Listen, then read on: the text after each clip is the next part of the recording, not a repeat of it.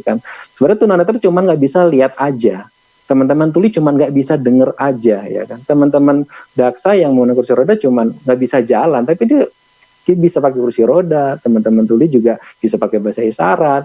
Kita yang tunanetra bisa pakai screen reader, pakai komputer gitu. Jadi dicari apa yang teman-teman bisa, bukan apa yang nggak bisa. Itu yang perlu ada wise di situ ya, perlu ada open minded di sana untuk penyelenggara. Lalu untuk teman-teman disabilitas sendiri ya kita harus kuat mental ya.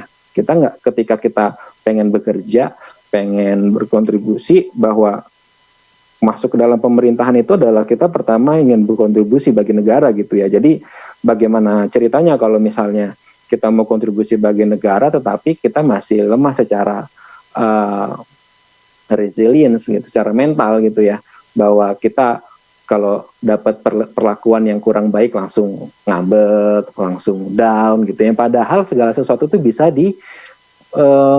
bisa dikomunikasikan. Kalau dikomunikasikan ada cara-caranya, komunikasi yang baik, yang benar gitu kan, yang efisien, itu yang bisa dilakukan gitu solusinya. Nah, terus yang terakhir adalah tadi kembali ke judul saya tadi, bahwa rekrutmen CPNS yang berkeadilan untuk teladan untuk publik. Jadi bagaimana sebetulnya ini dari rekrutmen CPNS itu sebetulnya bisa menjadi sebuah benchmark, bisa menjadi semua contoh lah ya, terutama buat swasta atau buat pihak-pihak yang lain gitu ya, untuk bagaimana melakukan rekrutmen yang baik. Jadi kita berharap ke depan mudah-mudahan dengan nanti adanya KND gitu kan, lalu juga adanya turunan dari Undang-Undang Penyandang Disabilitas, dari PP ini yang akan didiskusikan hari ini, itu akan lebih baik lagi, terutama untuk di bidang lapangan kerja, baik di sektor publik atau sektor swasta, karena tadi bahwa pekerjaan ini untuk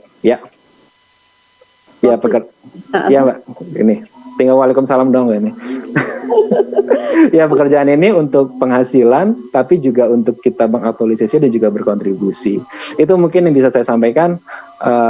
Nanti kita mungkin bisa banyak diskusi di sesi tanya jawab. Terima kasih. Wassalamualaikum warahmatullahi wabarakatuh.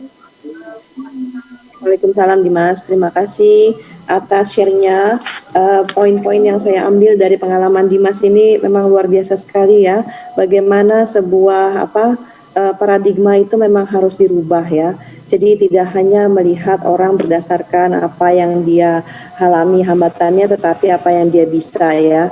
Pengalaman Dimas ini juga memang mungkin sama dengan teman-teman yang lain. Bagaimana kadang-kadang orang yang non disabilitas itu sudah menganggap bahwa ini sudah cukup, akomodasinya sudah disediakan, tetapi tanpa bertanya dulu kepada penggunanya gitu loh, sehingga akomodasi yang layak itu belum bisa maksimal gitu ya Mas Dimas ya. Kayak tadi misalnya bentuk-bentuk aplikasi, mungkin mereka merasa ini kayaknya untuk tunanetra udah bisa gitu ya, tetapi kan belum tentu bisa akses buat semua teman-teman yang netra begitu kan ya.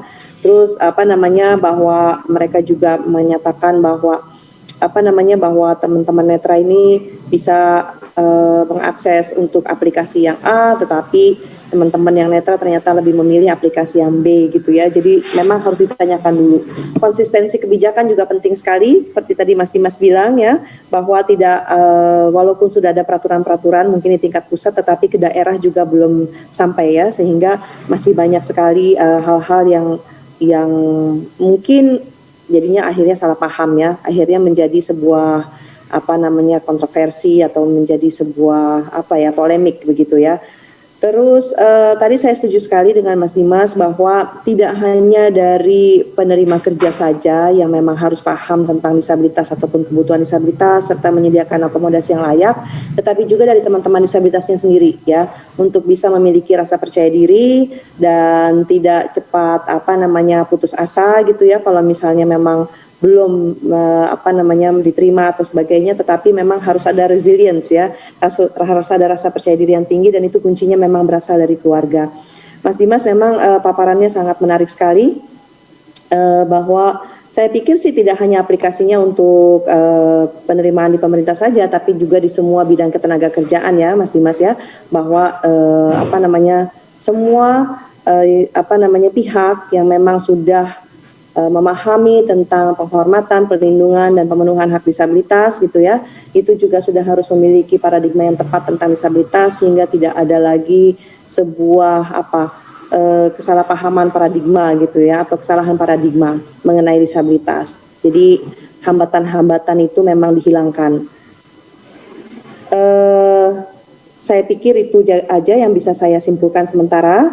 Nanti kita akan diskusi lebih jauh karena waktunya sangat terbatas sekali. Kita harus selesai pukul 12. Ini saya akan membacakan beberapa pertanyaan yang akan dijawab oleh para narasumber. Sebentar. Pertanyaannya ini untuk Ibu Ani kayaknya nih. Sebentar. Dari Rani Susera. Saya Rani dari Kota Tangerang, mohon izin bertanya kepada Bu Ani, bagaimana solusinya membangun satu data disabilitas agar rencana induk penyandang disabilitas dapat disinkronkan dari pusat sampai ke daerah? Itu pertanyaannya untuk Bu Ani, Bu. Mau dijawab dulu atau saya bacakan sebentar? Ada lagi buat Bu Ani nih. Ini buat Pak Ilham. Pak Ilham, sebentar Pak, saya bacakan nih. Dari Dikri Sidratul, Disabilitas Netra dari Kabupaten Bandung, izin bertanya mengenai fasilitas pemilihan umum, apakah sudah terdata di semua kota dan kabupaten? Dan jika belum, langkah apa yang harus dilakukan oleh penyandang disabilitas? Apa perlu saya berkomunikasi ke desa? Dua pertanyaan dulu itu aja, mohon dijawab dari Ibu Ani dan Pak Ilham. Saya persilahkan Bu Ani dulu menjawab, lalu nanti setelah itu Pak Ilham. Ya baik. Mohon maaf Pak, Bu Ani dulu deh. Ya, mohon maaf. Tadi Ibu Ani. Bu Ani, nggak kedengeran suaranya?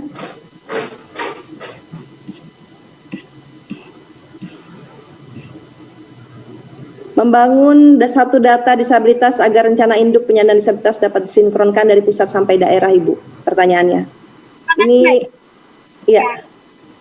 Jadi memang tadi seperti kami sebutkan bahwa penanggung jawab data adalah pemerintah. Dalam hal ini Kementerian Sosial dan atau BPS. Tapi kalau memang pertanyaannya bagaimana untuk mendata supaya terdapat satu jenis data, kalau boleh saya sarankan kepada pemerintah, marilah kita duduk bersama-sama pihak-pihak yang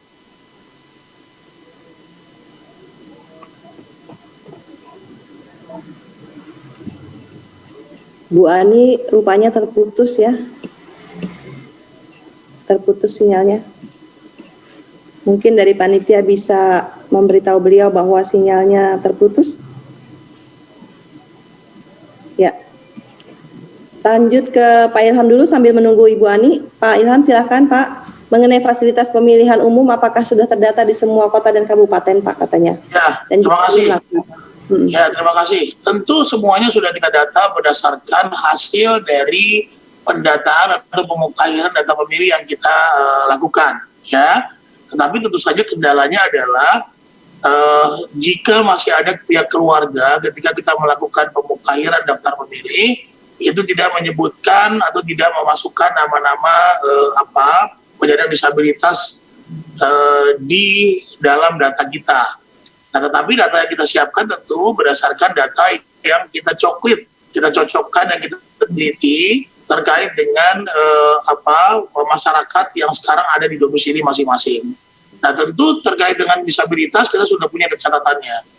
Tadi saya sudah bilang bahwa data pemilu 2019 dan kemarin juga kebanyakan juga teman-teman tidak ada masalah dengan template yang kita buat. Kemudian buat teman-teman tunarungu dalam kondisi pandemik seperti saat ini, kita juga nanti akan membuka masker sebentar untuk memberikan penjelasan kepada mereka karena mereka membaca bibir.